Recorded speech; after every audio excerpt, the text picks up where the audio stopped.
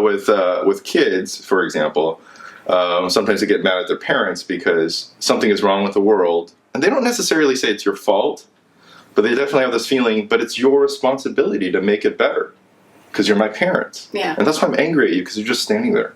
Yeah. Or you don't even know, this realization I've had about, how wrong it is for it to take 2 days for the Amazon Prime to deliver what I want, really. Whatever your kid's upset about.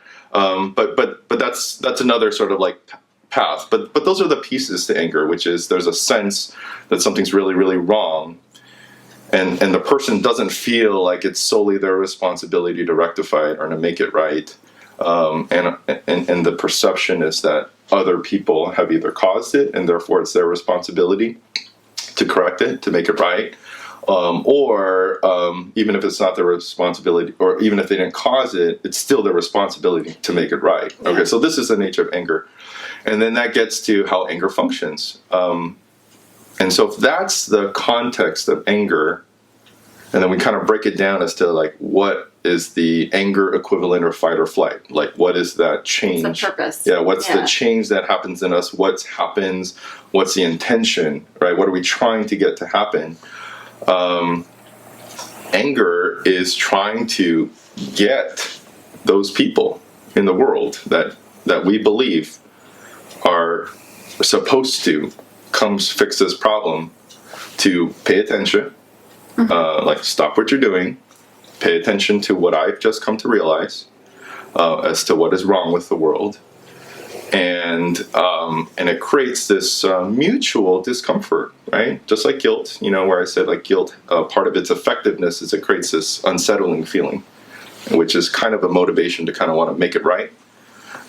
So anger kind of creates an unsettled feeling in other people, and in a very similar way creates a motivation for them to kind of say, okay, what's going on? What's wrong? And on some level, a motivation to say, it is also in my best interest to help this person resolve their anger, because I know that that's when I will feel better as well.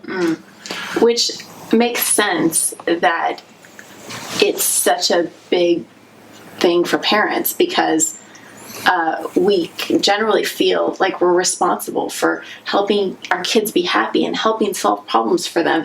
And their feelings are going to be particularly infectious for us as social beings. We're going to pick up on their emotions because of the closeness of our family much more quickly than I'm going to pick up on yours. Right. But my child's emotions are going to they're going to trigger me. Right. And make me very uncomfortable. And I'm going to naturally want to engage with them and fix it, because I don't want my discomfort when my 2-year-old is screaming and tantruming on the floor. Right. Yeah.